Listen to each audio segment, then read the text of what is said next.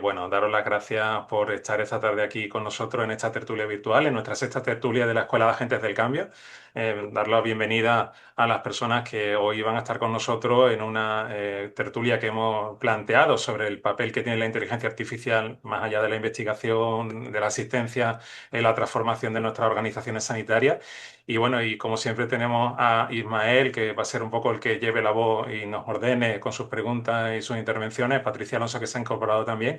Bueno, yo creo que unos invitados de lujo, que bueno, yo conozco muy bien, aunque también los tenéis en redes sociales, José David, Nacho, Javier Mendoza, que son personas que ahora se presentarán y nos contarán un poquito qué están haciendo, que bueno, se han dedicado bastante a fondo en el ámbito de la inteligencia artificial, lo hemos traído como expertos y referentes en redes, en tertulias y en conversaciones y que seguro que nos van a ayudar a entender qué papel puede jugar esto que está ahora tan de moda y que tiene, bueno, pues aparentemente tanta proyección como es la inteligencia artificial orientada a la transformación de nuestras organizaciones. Nada.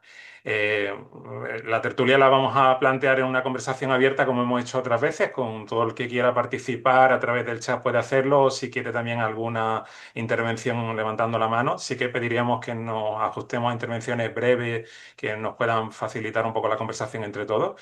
Y nada más, Ismael, si quieres tú empezar y por, bueno, pues presentar a nuestros invitados rápidamente y que ellos nos cuenten un poquito qué es lo que están haciendo, a qué se dedican y qué hacen, yo te cedo la palabra. Sí, sí, yo prefiero que hablen ellos. Entonces, solo os voy a decir que, claro, estamos en una tertulia del movimiento de la Escuela de Agentes del Cambio y se encuadra dentro de lo que es el hashtag Cambio Hospital de redes sociales. Sabéis que en este hashtag lo que intentamos es reflexionar entre todos sobre cómo podemos mejorar esa transformación digital, esa transformación de los sistemas sanitarios para, bueno, pues para conseguir algo más sostenible, porque entendemos que algo hay que hacer y encontramos demasiadas barreras para facilitar el cambio. Entonces, hemos elegido el tema de la inteligencia artificial porque es evidente que todo el mundo habla de inteligencia artificial, pero nuestra intención es saber cómo podemos enfocarlo en conseguir esa mejora del sistema sanitario.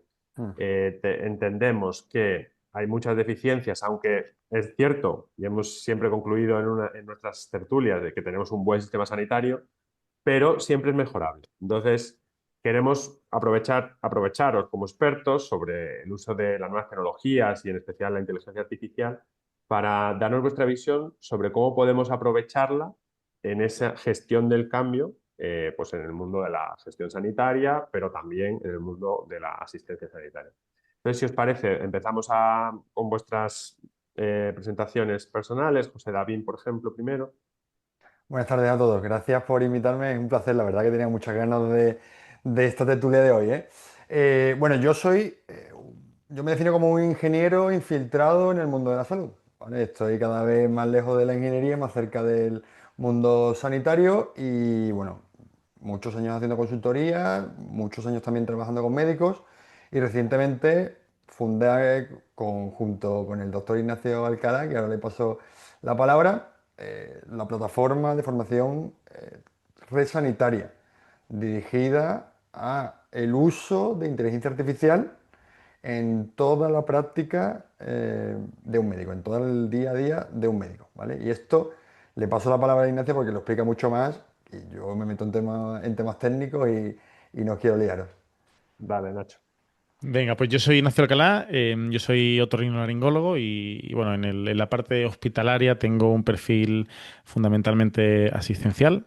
Lo que sí pasa es que soy un médico un poco raro, ¿no? Porque desde hace unos años empecé a hacer cosas que tienen que ver mucho con internet, con divulgación, con salud digital. Monté un canal de YouTube enfocado al oído específicamente, que es a lo que me dedico yo, con bastante éxito. Tengo también un perfil investigador porque, bueno, participo en un grupo de investigación, soy doctor de clase en la universidad, pues ya sabéis, ¿no? Al final, pues el perfil de muchos médicos, ¿no? Que tocamos como muchas cositas. Y por el camino, tangencialmente, apareció en mi vida un día la inteligencia artificial. en el contexto de, bueno, yo precisamente hace unos años estaba con el primer artículo de la tesis doctoral y tal, y me encontré un dolor muy fuerte que era la estadística, en la que yo no podía avanzar porque no tenía un estadístico de fácil acceso con una conversación rápida que fluyera, ¿no? Entonces encontré en la inteligencia artificial casi un estadístico que me ayudó con toda la parte de esa publicación, ¿no? Y poco a poco fui aprendiendo cosas eminentemente prácticas. Y en una de estas me encontré con José y decidimos montar Resanitaria. Hay un detalle aquí que merece la pena que os lo contemos, ¿no? Y tiene mucho que ver con algo de lo que vamos a hablar hoy, que es el mundo digital. Y es que José y yo hemos montado una empresa sin habernos visto físicamente, eh, con 9 horas de diferencia horaria, él desde Los Ángeles y yo desde Madrid, incluso haciendo los trámites notariales online, ¿vale? O sea, quiero deciros que esto es un detalle que parece tonto, pero bueno, va un poco implícito en esto que hacemos y en la visión que tenemos de las cosas, ¿no? Y Red Sanitaria es, efectivamente, un proyecto formativo para profesionales de la salud y muy específicamente médicos en los que queremos un poco, primero, que ellos entiendan en su cabeza qué es realmente la inteligencia artificial y qué no es, y cómo pueden hacer cosas de su día a día, de estos perfiles tan variados que hemos hablado, ¿no? Pues desde cosas que tienen que ver con la consulta, con la gestión, con la divulgación, con la investigación, con la estadística, con la salud digital, pues todas esas cosas que puedan aprender, cosas que aplicar desde el minuto cero, ¿no? Esa sería un poco nuestra idea y es lo que estamos haciendo desde Resanitaria. Muy bien, pues luego seguimos con el proyecto, pero primero Javier Mendoza, nos dices tu background. Perfecto, Javier. Gracias, Nacho, y encantado de estar contigo, Ismael, y con todos vosotros aquí. Pues yo también me defino como médico curioso, curioso e inquieto. He trabajado en España, en Holanda, en Portugal y muchos rotatorios en Estados Unidos. De hecho, estuve muy cerca a José porque el pasado año estuve 6 meses en Orange County, al sur de Los Ángeles. Y de allí haciendo telemedicina, que es otra cosa que podemos hablar luego. Pero bueno, máster en salud digital y cómo llegó la IA. Pues ya en 2019, José lo sabrá explicar mejor que yo, pero bueno, en la IA clásica trabajé en Sabana, para mí de los mejores proyectos de tecnología y salud en España. Y luego tengo la parte educacional, de decir, hay alguien que tiene que dar un paso y explicar lo que es la educación en tecnología, profesionales sanitarios. Entonces ya hace 2 años hice junto con una consultoría un proyecto de explicar lo que era la IA con un top tecnólogo que se llama Xavier Mitjana, que está siempre en las redes. Y ahora estoy haciendo un curso para IA para digestivo dentro de la Sociedad Española de Patología Digestiva. Se han acabado las plazas en minutos. En la presentación en Bilbao, en el Congreso, gente sentada en el suelo. Yo creo que hay una necesidad de saber. Cada día trabajo, porque sigo trabajando como médico digestivo, y le pregunto al anestesista que me está sedando en la endoscopia, ¿sabes algo de IA, de tecnología? De cero.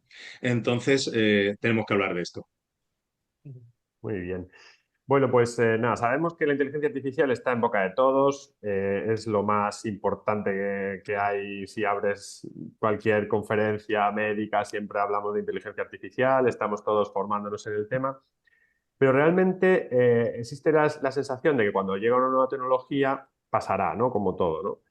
Pero os quiero preguntar si con esta nueva tecnología de inteligencia artificial generativa, que es la que tenemos, porque es evidente que antes hubo una inteligencia artificial que era mucho más analítica y que, bueno, que lo hacían más a nivel de ingeniería, pero ahora tenemos una herramienta digital que podemos utilizar en nuestro día a día, ¿no? Con la inteligencia artificial generativa podemos llegar mucho más lejos para usar esa nueva tecnología. ¿Creéis que nos va a ayudar a cambiar algo el sistema sanitario o será otra moda que pasará? ¿Por quién empezamos? Nacho, te veo a sentir.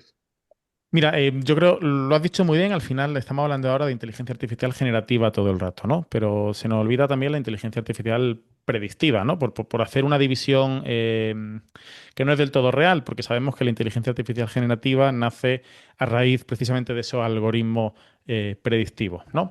Entonces, yo creo que es muy importante dividirlos precisamente por lo que decía Javier, porque el médico que está a pie de cama viendo paciente, quizás lo tenemos que enganchar a través de esa inteligencia artificial generativa para que luego empiece a entender, empiece a usar esa herramienta y luego dé un paso más allá y entienda conceptualmente de verdad qué es la inteligencia artificial, porque nosotros lo decimos mucho. Muchos médicos dicen, yo uso IA o yo hago IA, porque abren ChatGPT y le preguntan cuatro cosas, ¿no? Bueno, eso es usar una herramienta específica de IA, ¿no?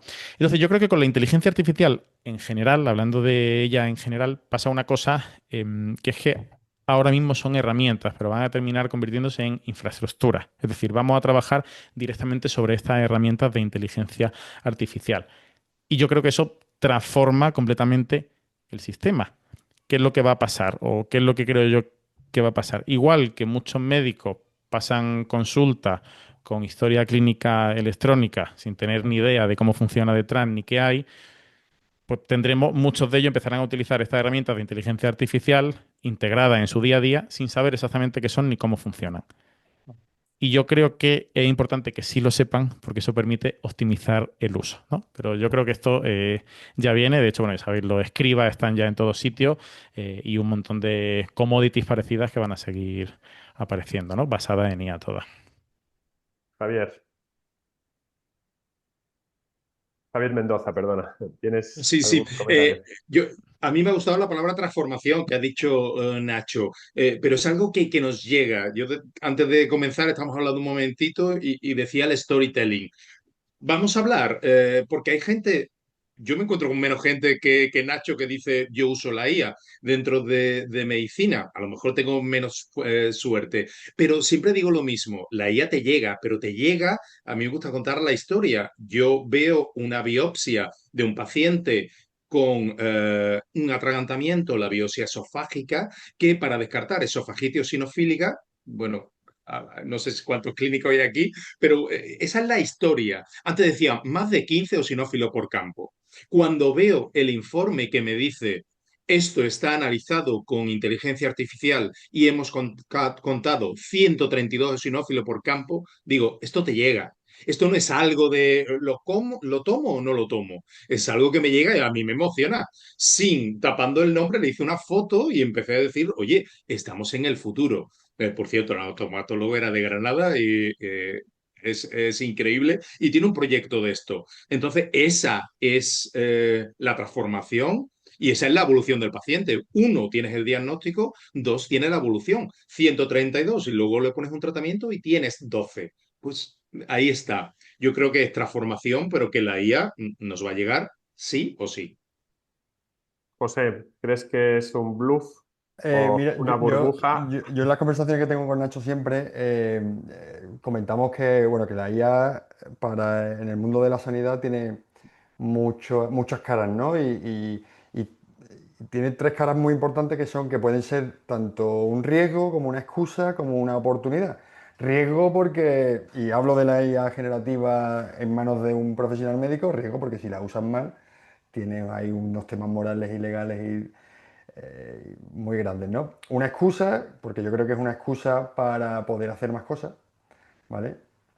O sea, puede ser, porque nunca la IA debería ser el fin, el hacer IA o aprender IA no debe ser nunca el fin, sino es la excusa que puede tener un médico para potenciar mucho del conocimiento que tiene y llegar a hacer cosas que nunca ha hecho. Y es una oportunidad también para meter la patita en el mundo tecnológico que el profesional médico durante toda la carrera, y acordaros siempre que yo lo veo desde un punto de vista externo, que vengo de fuera del asesor o del ingeniero infiltrado, ¿no? Pero es una oportunidad muy grande porque por fin a lo mejor esto hace que al ser una tecnología tan accesible, esta IA generativa, estas herramientas de IA generativa son una gran oportunidad para que el médico, el profesional médico se meta de lleno en el mundo tecnológico que yo que vengo del mundo de la ingeniería, pues os puedo decir que es una visión completamente diferente del mundo. O sea, te abre unas miras diferentes de lo que haces, lo que ves alrededor y la tecnología además te soluciona muchas fricciones, te crea problemas también, ¿no? Pero también te soluciona muchas fricciones y creo que estamos en ese paradigma ahora mismo. Más allá de una moda o no, es algo que no podemos evitar y tiene esas tres vertientes, digamos. Pero, por ejemplo, si yo si yo os pido concreción en dos casos de uso de inteligencia artificial, vamos a hablar de generativa, porque es un poco la más accesible, como habéis dicho. Entonces, si os pidiera dos ejemplos en los que se puede utilizar para hacer algo diferente, con resultados diferentes en el mundo clínico, ¿qué nos diríais, por ejemplo? Incluso pensando en que sustituya a un procedimiento que sin IA es menos eficiente.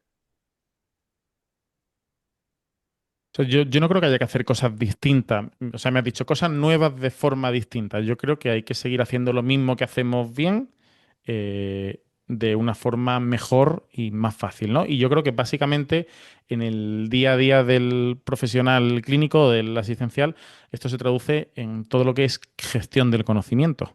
Me refiero, todo lo que tenga que ver con acceder rápido a recursos, ser capaz de resolver una duda que antes tardabas 3 horas en encontrarla en 5 segundos, poder revisar un tema de una forma óptima y rápida, ¿no? Yo creo que en nuestro día a día eso es lo mejor que nos va a aportar, pero también es lo más peligroso que nos va a aportar. Porque nosotros como médicos, y esto es una cosa que yo digo, y según donde la digo no me miran muy bien, nosotros al final básicamente somos gestores de conocimientos. Nos pasamos muchos años estudiando y aprendiendo cosas para interrelacionar conceptos. Y de pronto llega la inteligencia artificial generativa y en concreto los modelos de lenguaje que hacen eso muchísimo mejor de lo que hace un médico y además muchísimo más rápido. Entonces, lo mismo que nos va a ayudar a hacer nuestro trabajo más rápido, pone en riesgo nuestro estatus, y lo que hace es que a lo mejor nos convierte en técnico, ¿no? Porque esto, no sé si conocéis a Julián Isla lo dice muy bien, de Microsoft, y dice, claro, es que a día de hoy un ingeniero como él tiene a su disposición un médico, y un médico como yo tiene a su disposición un ingeniero, ¿no? Entonces, claro, la gestión del conocimiento es brutal, es lo que hacemos, nos lo va a acelerar, pero también pone en riesgo una serie de prioridades que hemos tenido como médicos que se vienen recortando progresivamente en los últimos años y que yo creo que va a ser cada vez más llamativo. Esa es una opinión muy personal, pero yo lo veo así. José, en tus formaciones, ¿qué casos de uso les explicas desde el principio a los profesionales sanitarios para que empiecen a usarla? Pues yo creo que o sea, lo primero es sentar las bases de evitar cometer muchos de los errores, ¿no? Que se cometen a la hora de... O sea, nosotros tenemos el cerebro programado para que veamos una cajita e interactuamos con ella, en esa cajita de ChatGPT en este caso, por ejemplo, de un modelo de lenguaje, interactuamos con ella como si fuese un buscador de Google.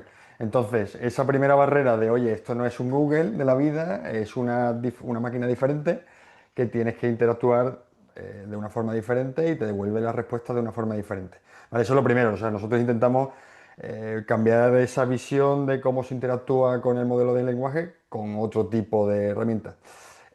Casos de uso típicos, lo que decía Nacho, es decir, procesar conocimiento y tener control de todo lo que se sabe acerca de una práctica médica y tener la disposición muy rápida, eh, teniendo en cuenta que siempre esté basada en evidencia y entendiendo cómo funciona ese modelo de lenguaje por detrás.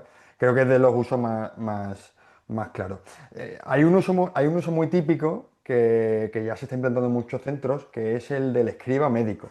¿Vale? El del escriba médico, que para el que no lo sepa, es un motor que transcribe la conversación que tiene el médico con el paciente y a partir de ahí pues genera una serie de documentaciones, ¿vale? Esto ahorra, y este es el caso de uso típico que muchas consultoras están recomendando a los hospitales porque es o sea, el punto base, ¿no? De, oye, esa interacción con el paciente, que está el médico ahí, aparte muchos médicos que yo veo que me tratan con dos deditos así escribiendo porque la mecanografía no llegó todavía, entonces, claro, es mucho mejor hablarle directamente al paciente y a partir de esa información que se tiene del paciente, pues la IA generativa te ayuda a generar plantillas, a hacer captura de datos, a hacer mezcla de datos, a tomar a sacar conclusiones, ¿vale? Y eso dentro de la consulta. Luego yo sé que seguramente hablaremos de otros casos fuera de la consulta, ¿no? Javier.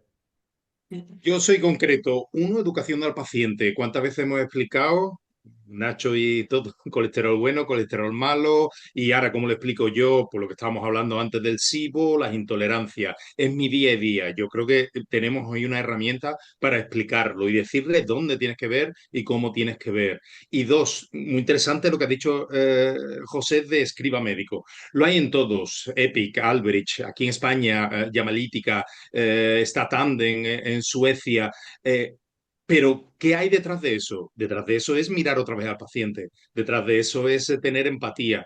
Eric Topol, el pope de cardiólogo de San Diego, dice, podemos ser la primera generación que vamos otra vez a mirar al paciente y no vamos a escribir.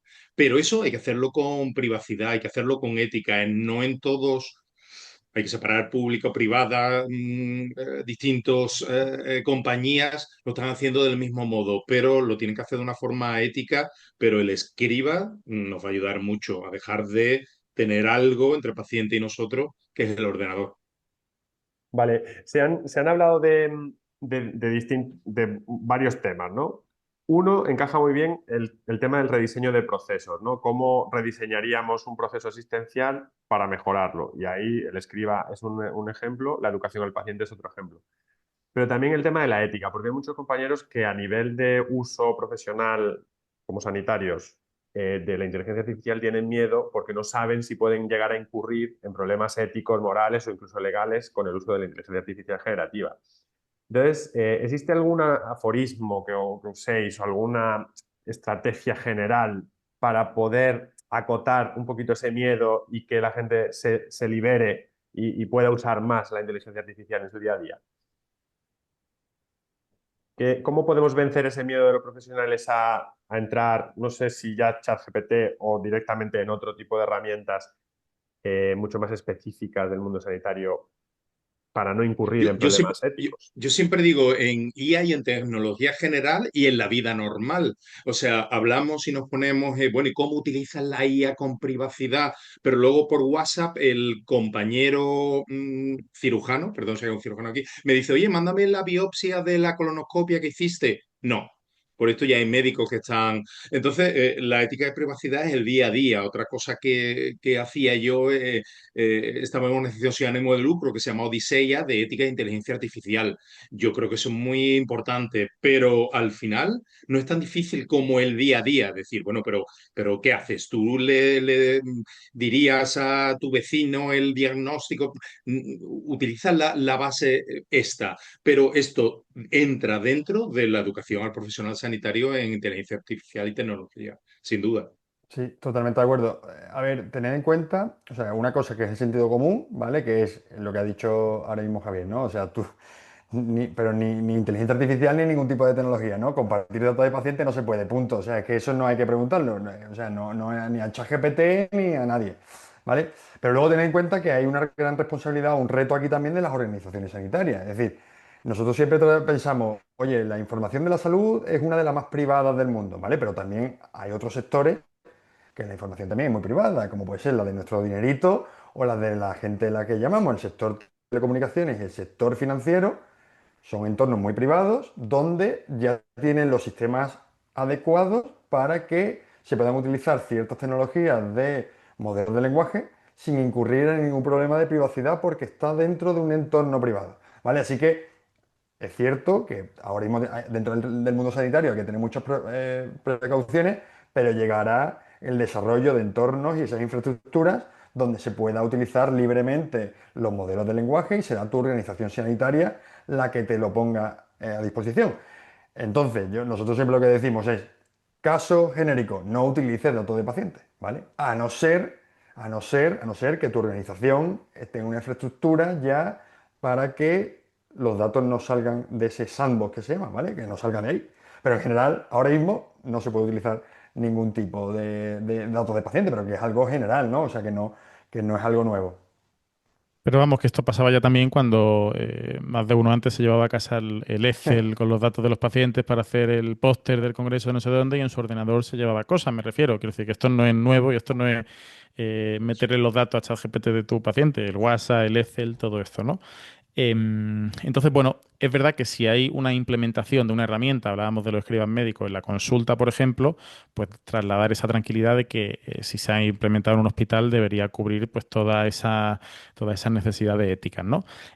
Al hilo un poco de lo que decía Javier, me voy a salir de aquí de esta pregunta, no sé si puedo hacerlo, pero hablando Puedes. de los escribas médicos, por darle un poco la vuelta, yo he usado, a mí me gustan mucho y yo lo he estado utilizando el Scribe en concreto durante bastante tiempo, ¿no? En un programa piloto que se hizo en los hospitales de Quirón y tal, y lo he usado casi desde el principio. Cuando no se hablaba de esto, estábamos ya ahí dándole caña.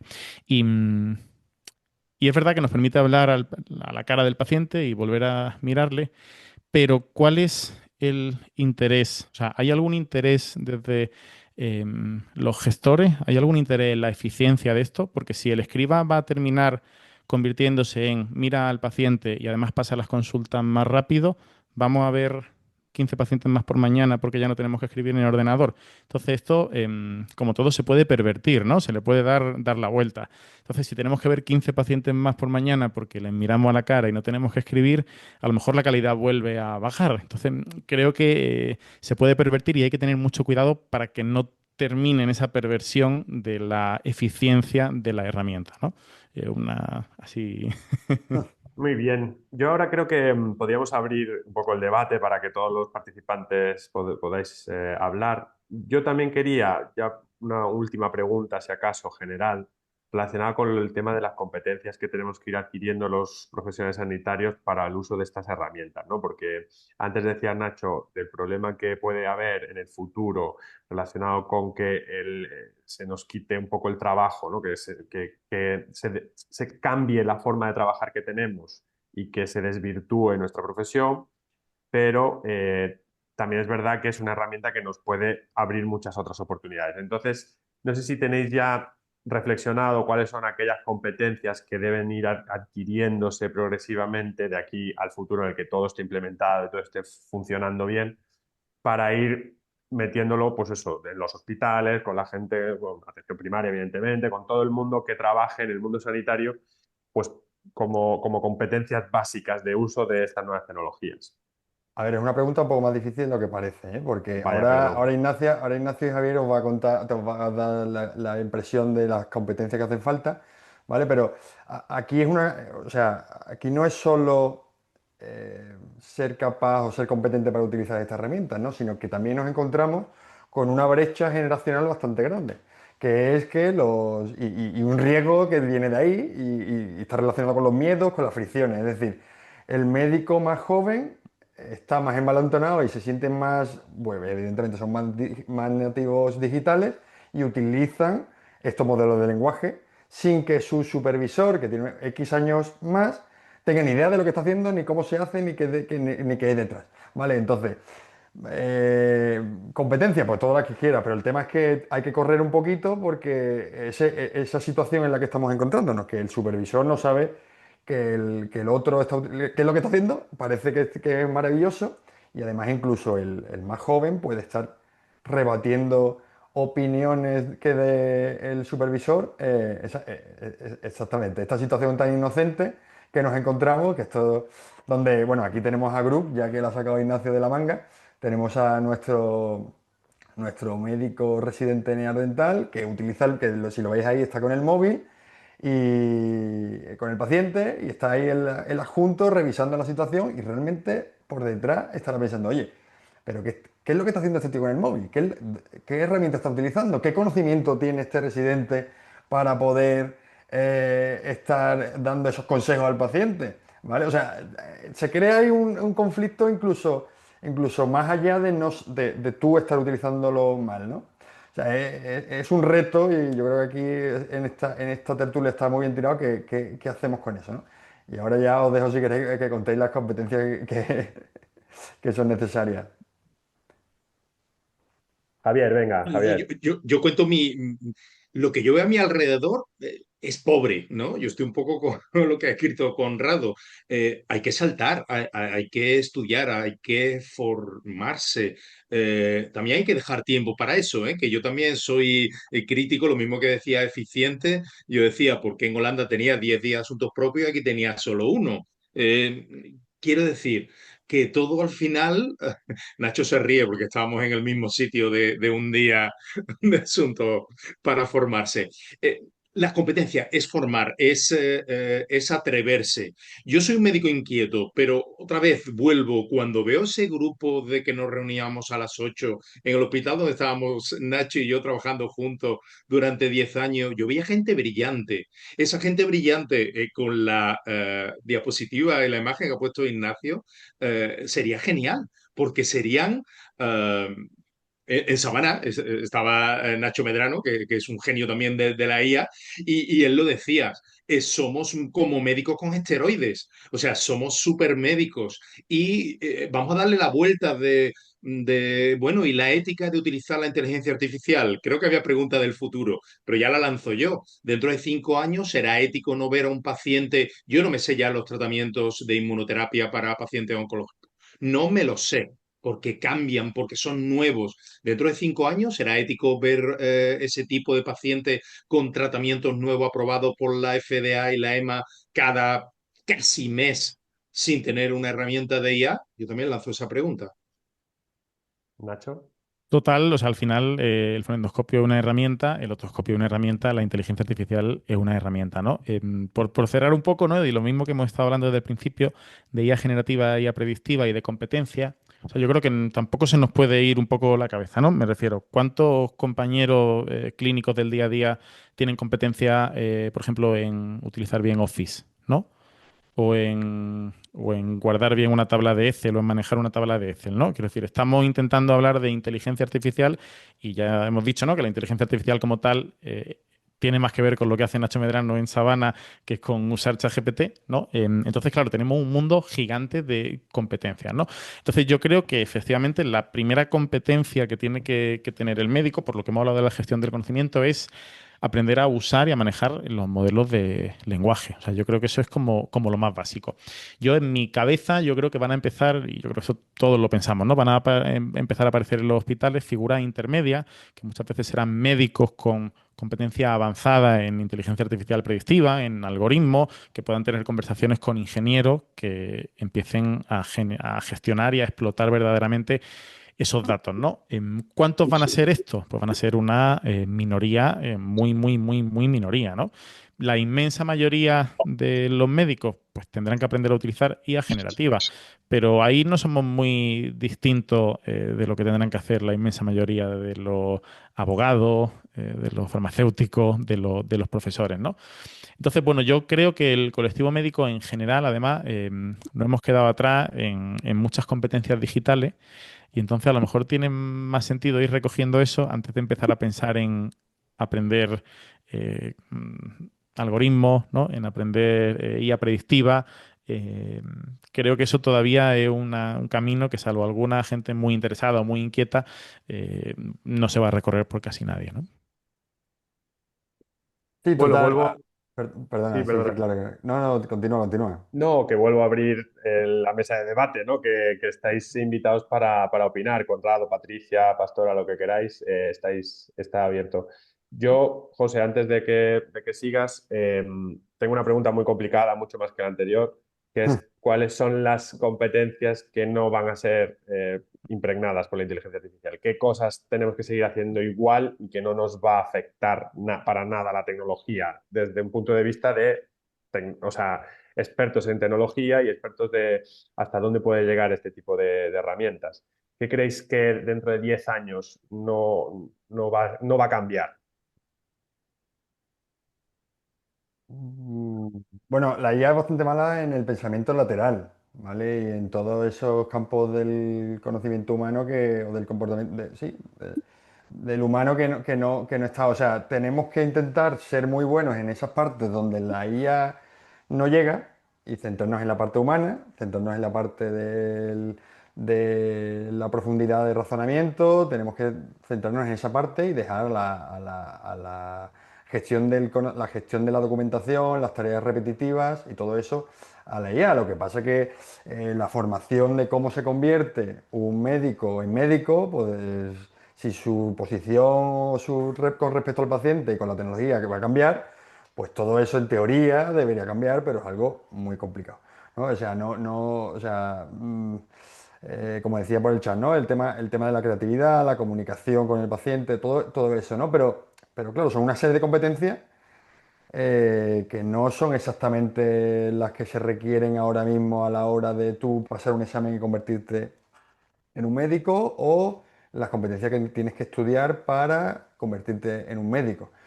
Cuando el conocimiento está dentro, o sea, todo el conocimiento exhaustivo está dentro de una máquina, ¿no? Esto es un tema que no es solo cómo se ejerce, sino cómo te conviertes en médico, que yo, mi punto de vista es que creo que en algún momento empezará a cambiar, sobre todo porque ya hemos visto que los estudiantes de medicina están utilizando ChatGPT y otras herramientas para responder a las preguntas que antes se le ponía en otra formación tradicional. Entonces, ¿con eso qué pasa? Que se supone, ¿no?, que han salido artículos que el médico estudiante sale un médico más, no más tonto, pero más incompetente, con menos criterio clínico.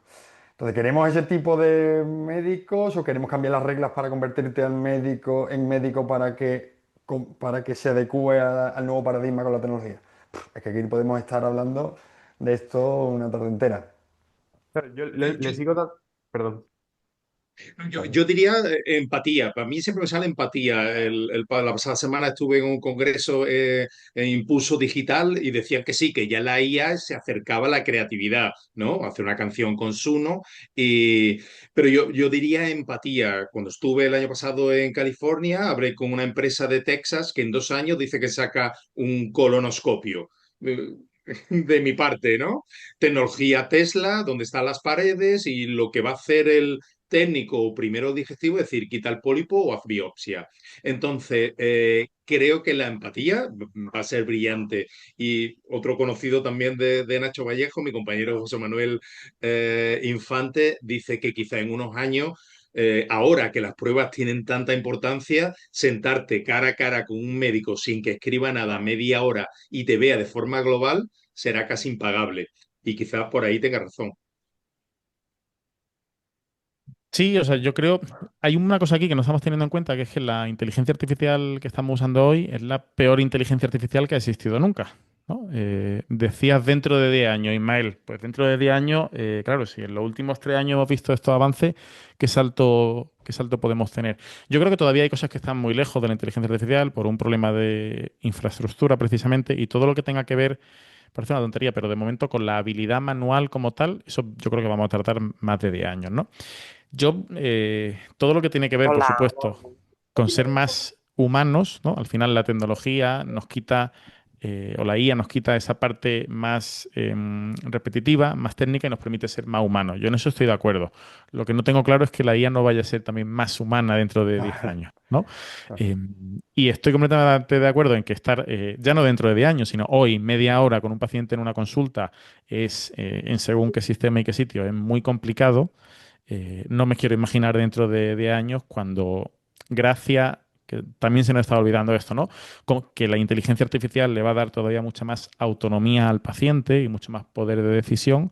eh, También un poco ver qué rol jugamos nosotros entonces ahí, ¿no? De supervisores de salud, de ¿vamos a ser los líderes de la salud o los líderes de la salud van a ser aquellos, por ejemplo, biotecnólogos que tienen formación profunda en IA y son capaces de diseñar cómo funcionan los sistemas, ¿no? Por poner un ejemplo. Entonces, bueno, ¿qué nos quedará? Yo creo que en 10 años todo lo manual, lo quirúrgico, lo procedimental nos quedará, pero bueno, eso también es cuestión de tiempo.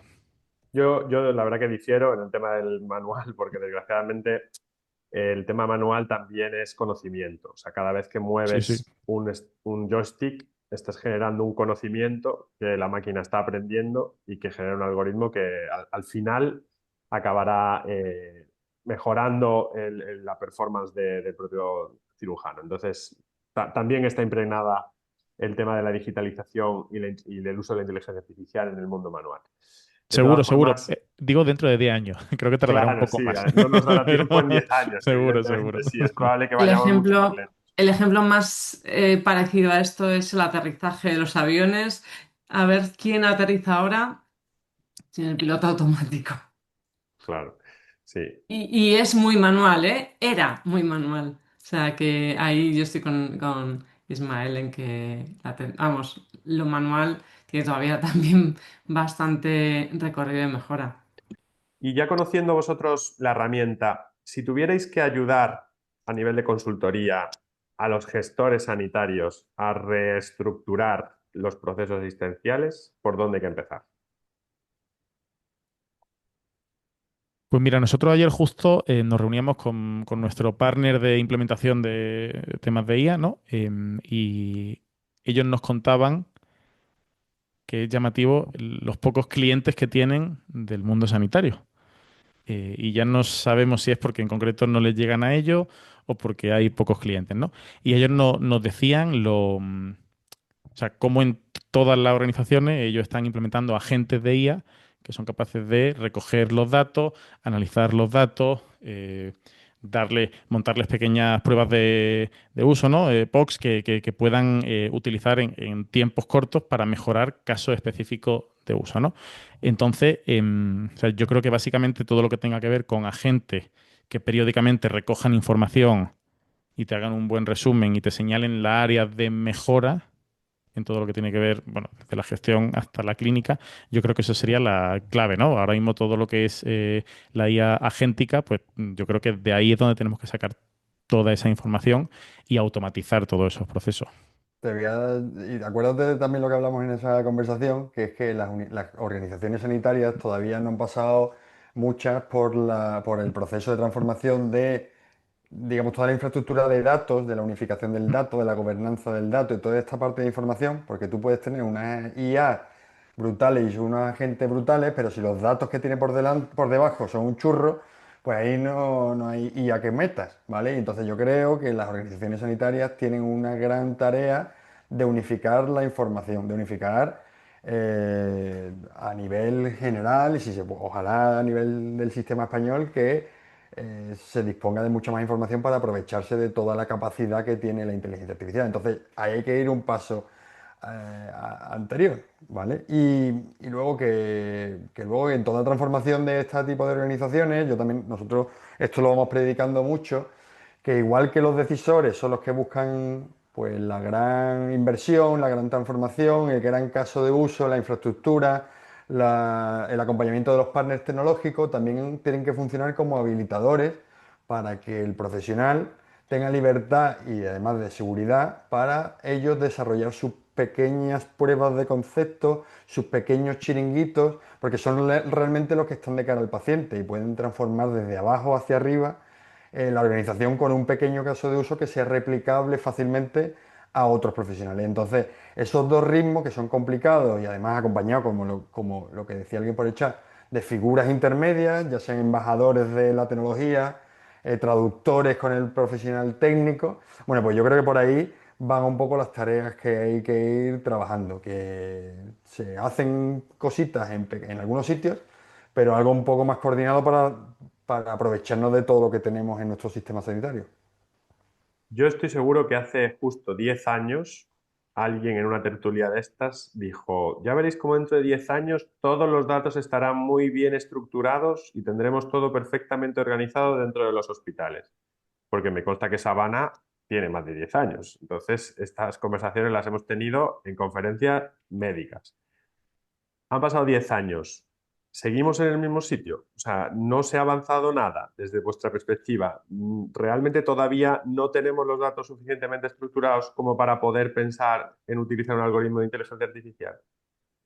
Yo voy a muchas conferencias y, bueno, la última que estuve no era exactamente de salud, pero para aprender, porque también hablaba de ciberseguridad, que es muy importante en salud. Eh, y cuando dice en una conferencia de esta que no es específica de salud, en 2030 el dato en salud será data driven. Suena muy bien en inglés, yo también lo digo bien, pero es que no han ido a un hospital. Claro. La semana pasada, el traumatólogo que estaba en la consulta de al lado entró a coger algo y estaba con lápiz y papel. ¿Cómo te digo? Ordenador apagado. ¿Era mayor? Sí, 60 años. Nos estamos jubilando 67, 68. Le quedan 7 años de vida a este hombre. ¿Dónde están datos estructurados y estructurados con un ordenador apagado? Entonces, yo creo que la transformación, la tarea que decía José, enorme. La transformación tiene que ser intensa y nos olvidamos de el sector que más datos genera de todos, de bancos, de fintech, es salud. Los datos que más se pagan en la dark web son de salud. Si te quitan los datos de salud, en otros países importa mucho. Tienes 50 años, tienes que hacerte la colonoscopia. Ahora están bajando a 45. Eso importa y eso no nos tenemos que olvidar. A ver si el data lake sanitario y cambios en Europa mejoran, pero yo creo que nos queda una transformación importante. Porque lo del tema este de la medicina personalizada metiendo datos genómicos, para 10 años no, ¿no? Lo de los datos genómicos también yo creo que aquí, perdón, hacer una aclaración privada pública, porque en privada y el dato genómico me van a subir luego la prima, ahí tenemos que hablar largo y tendido, ¿eh? Vale, vale, pues no abramos ese melón. Conrado, ¿tú quieres contar algo? Sí, yo primero que nada agradecer a Javier y a José y a Nacho pues, por lo que han contado, sobre todo porque han abierto muchos melones importantes. Y yo voy a intentar no alargarme mucho porque son tantos los melones de los que me gustaría hablar, que voy a intentar resumir en las cosas que entiendo que sean más estratégicas, ¿no? Yo creo que hay un problema de cultura organizacional, es decir, y estoy de acuerdo con Nacho, si lo que vamos a hacer es que Tandem nos transcriba, nos codifique para que en vez de ver 50 hasta arriba vamos a ver 70, pues mal vamos, ¿no? Pero yo iría todavía más atrás, y también aquí se ha hablado, es decir, y veía un estudio de un buen amigo, de Juan Tourné, sobre qué estaba pasando en las facultades de medicina. Pues solo hay que ver lo que dice el estudio, que no está pasando nada en lo que tiene que ver con la inteligencia artificial, es decir, tendríamos que empezar a sembrar desde las facultades de medicina, y eso es que nos estamos centrando solo en el colectivo médico.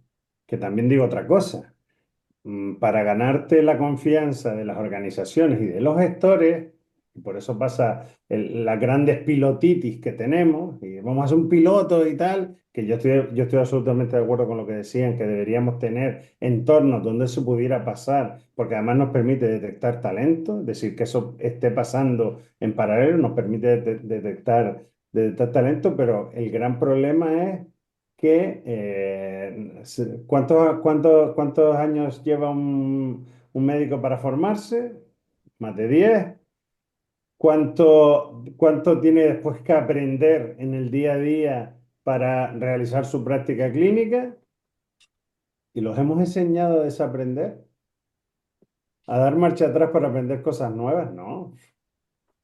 ¿No? Y por eso pasa, por eso se habla del no hacer y se habla un montón de cosas, lo que decía Nacho, de cuestiones que habría que hacer. Pero yo sí creo que la inteligencia lo que sí puede ser es una herramienta para transformar el sistema. Y para transformar el sistema, de dejar de ser, como a mí me gusta decir mucho, un sistema de productor de servicios sanitarios, que estamos esperando lo que nos llegue por la puerta y lo que programamos para realizarlo, a pasar a ser un sistema de salud. Y ahora te pongo el ejemplo. Si tú en primaria pones escribas, lo que tienes que hacer es que con el tiempo que liberas, esos médicos de familia tengan un sistema predictivo que los existe con Machine Learning y que de su cupo le diga, oye, a estos 30 deberías citarlos en la próxima semana, porque le deberías revisar esto, esto y esto. Y eso hay sistemas que lo pueden hacer automáticamente, porque además estoy hablando de un ejemplo práctico de un proyecto que se hizo después del COVID, de recopilar crónicos pluripatológicos que no estaban, se les había perdido el seguimiento, porque al final no nos olvidemos que trabajamos en silos. El mundo médico trabaja en silos, en la propiedad del paciente. Y los servicios no son propiedad del paciente, por eso a Ismael le gusta tanto lo de los procesos, ¿no? Yo creo que hay tantas cosas en el caldero, que realmente la IA generativa lo que nos puede ayudar es empezar a separar el polvo de la paja. Y lo ha dicho Javier, es decir, ¿por qué empezaría yo? Pues yo empezaría por cosas que tuvieran mucho impacto en la organización, pero que tuvieran bajo riesgo asistencial, porque el miedo es el asistencial. Y solo hay que ver lo que está pasando en alguna comunidad autónoma cuando se produce. Imagínense que eso hubiera sido porque lo hubiera hecho un programa de screening, y quien estuviera leyendo la imagen, que lo leería a lo mejor mejor que el profesional, sería un sistema. Es decir, imagínense lo que supondría desaparecer la IA generativa de los servicios de salud, tal cual, porque al final tenemos un sistema donde no está profesionalizada la gestión y eso tiene también una serie de problemas. Con lo cual yo creo que lo que tenemos que aprovechar es este hype que hay, esta ola, pero para realmente cambiar lo importante que nos interesa, y es que tener un sistema de salud, no un sistema de productor de servicios sanitarios, pero también es verdad que si nos miden por lo que hacemos y el sistema de incentivos es por lo que hacemos, pues poco vamos a poder cambiar, por mucho que hagan las herramientas, ¿eh? Porque más que en la imagen médica actual, yo creo que hay pocas cosas claras que las máquinas son mucho mejores o como mínimo vamos a poner iguales que un radiólogo o que un oftalmólogo para las lesiones maculares. Es decir, pero ¿quién se atreve a?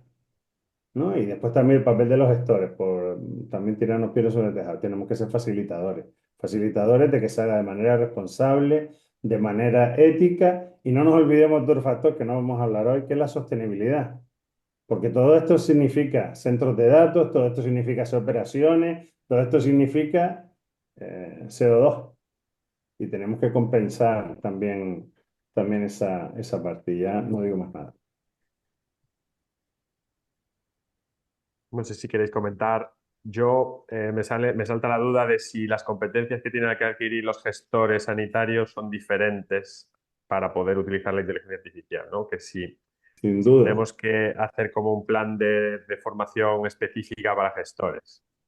Para quitar los miedos. Sin valentía en las decisiones, esto va a ir como... Porque además la tecnología ya entra en los hospitales por debajo de la puerta utilizando IA desde hace tiempo y nadie se lo plantea. Ahora dile a un oncólogo radioterápico que sus aceleradores lineales tienen inteligencia artificial, que ahora lo que vamos a hacer es que quien desarrolla el dónde tienes que dar es un sistema de inteligencia artificial. Bueno, ya te digo yo. Y ahora lo hace solo la máquina.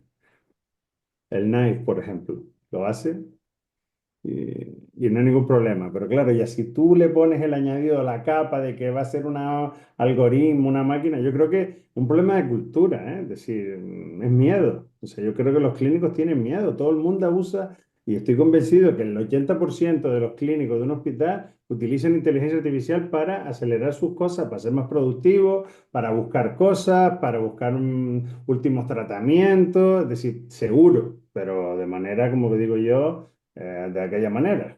Y si Bueno, no, Nacho, Ismael, no, Patricia, nos no vamos hace quedando falta sin levantar la tiempo, pero mano, ¿no? sí que me gustaría una última intervención un poco de cada uno de los expertos que tenemos con nosotros para preguntaros otra vez sobre el futuro, ¿no? ¿Cómo es la visión de futuro que tenéis? A lo mejor no 10 pero 15 años, teniendo en cuenta esta nueva tecnología que tenemos a nuestra disposición. ¿Cómo veis el futuro de los sistemas sanitarios si se implementan de forma adecuada la inteligencia artificial generativa? Javier. Bueno, venga, empiezo yo. 15 años, yo creo que no reconoceremos lo que estamos ahora. Yo creo que en IA, en potencia, en herramienta, habrá un cambio exponencial. Ahora, ¿cómo lo vamos a adaptar en salud? Pues estamos teniendo todo ese problema. Yo creo que tenemos que hablar de todo. Hablaba Conrado antes de los gestores. Los gestores lo miran. Si el primer ministro de Dinamarca dijo, sí, algunas decisiones la consulto con la IA generativa. O sea, los gestores, claro que la utilizan. Entonces vamos a hablar entre todos y vamos a hacer, pues, una estructura mejor y pensando en los pacientes y organizándolo. Pero si dices 15 años, yo creo que si nos miramos ahora en 15 años, no vamos a reconocer lo que tenemos. Si ayer salió el nuevo OpenAI que puede ser agente, que puede afectar al N8N, si el Banana estaba hace 2 semanas haciendo el loco, pero ahora salió Sorado, es cada semana. Entonces, yo creo que de IA en 15 años no reconoceremos lo que tenemos ahora. Ujú. Nacho. Yo creo que Y eso es bastante preocupante. Yo creo que lo que va a haber va a ser una brecha digital brutal, ¿no? Vamos a tener hospitales más pequeños, con menos capacidades, que no van a poder adaptarse a esto y van a hacer una medicina que yo creo que no va a ser muy distinta a la que se hace ahora. Porque hay hospitales, no olvidemos que a día de hoy están haciendo medicina no muy distinta a la de hace 20 años, ¿vale? Que se nos olvida. Yo soy de Melilla. Y hay mucha diferencia entre el hospital en el que trabajo en Madrid y el hospital de Melilla, por ejemplo, ¿no? A todos los niveles, incluso de conseguir personal, todas estas cosas. Y luego tendremos hospitales que no sé si serán del Sistema Nacional de Salud o serán hospitales privados con intereses que probablemente implementen muchas tecnologías de estas de las que estamos hablando. Yo creo que sí que va a haber diferencia. Una cosa que me preocupa mucho son, y esto no va relacionado tan directamente con la IA, pero sí, es el cambio generacional. Porque yo no sé si habláis con médicos jóvenes que están empezando la residencia o que acaban de terminarla, cómo los valores, ¿no? Las prioridades, ha cambiado todo absolutamente respecto a hace 10 años, ya no te digo 30, ¿no? O 40. Entonces, claro, comentaban por el chat, y lo acaba de decir ahora también Javier, que esto lo hacemos todo, o sea, que el final siempre tiene que ser el paciente. Pero no podemos olvidar que la inteligencia artificial también tiene que mejorar la vida del médico y del profesional. Pero a lo mejor ese cambio generacional hace que muchos de estos médicos empiecen a hacer cosas que no tengan directamente que ver con los hospitales, ¿no? A lo mejor empezamos a tener hospitales vacíos porque la gente ya no quiere trabajar de médico, quieren trabajar media jornada. Entonces, no sé, yo veo que hay como muchas más cosas aparte de la tecnología y la inteligencia artificial, consecuencia de la aparición de la IA y y que a lo mejor el cambio no es tanto por otros muchos motivos, ¿no? Yo no tengo tan cambio, o sea, tan claro cambio radical en los sistemas. Sí tengo claro que va a haber muchos cambios a nivel de lo que hacen muchos profesionales, que van a empezar a tener perfiles híbridos o van a hacer cosas que no son directamente asistenciales. Pero me cuesta creer grandes cambios en el día a día de los sistemas de salud. Yo, a ver, es que hemos hablado de inequidad. O sea, yo creo que los tiros pueden ir porque la tecnología se desarrolle a una velocidad y el sistema sanitario o ciertos sectores del sistema sanitario se desarrolle a otra velocidad.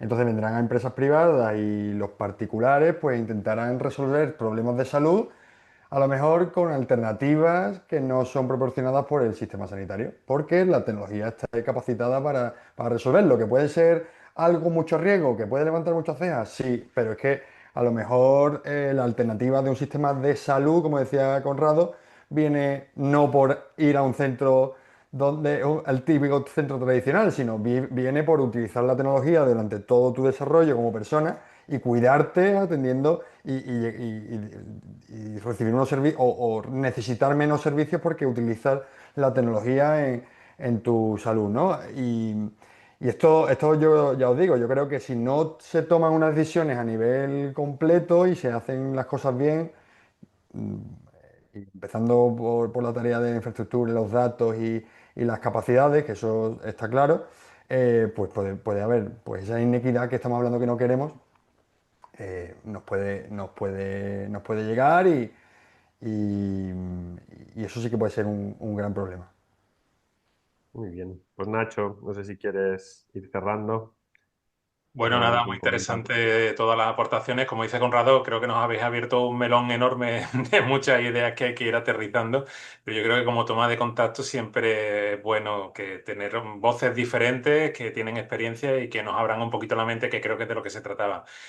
Siempre nos quedamos con ganas de más. Yo os animo a seguir los perfiles de tanto Javi Mendoza, José David como Nacho Alcaraz, porque la verdad es que son muy interesantes y siempre nos aportan cosas también en redes sociales, ¿vale? Para seguir un poquito explorando este tema.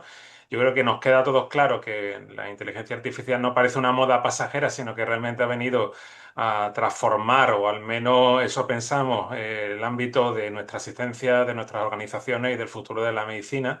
Y yo creo que se nos abren, evidentemente, bueno, expectativas interesantes para luego transformar nuestro día a día desde todos los puntos de vista, desde el punto de vista asistencial, desde el punto de vista de la gestión y desde el punto de vista de la atención del paciente, ¿no? Que es en el fondo el propósito de nuestras organizaciones. Bueno, yo quería daros las gracias a todos por este tiempo que nos habéis dedicado, por las aportaciones interesantes. Luego haremos un breve resumen para para dejar también colgado junto con el vídeo en las redes sociales. Y nada, agradeceros vuestra presencia por aquí estos minutillos y esperemos que esto sea el inicio de nuevas colaboraciones y de que nos veamos un poquito más las caras y que la próxima nos contéis cómo vamos avanzando en este mundo que es tan fascinante y tan interesante como la inteligencia artificial. Muy Muy bien. bien. Muchas Gracias a gracias. vosotros por la invitación y por este ratillo fantástico. Muchas gracias a todos. Gracias. Chao. Chao, Venga, hasta gracias a luego. todos. Gracias.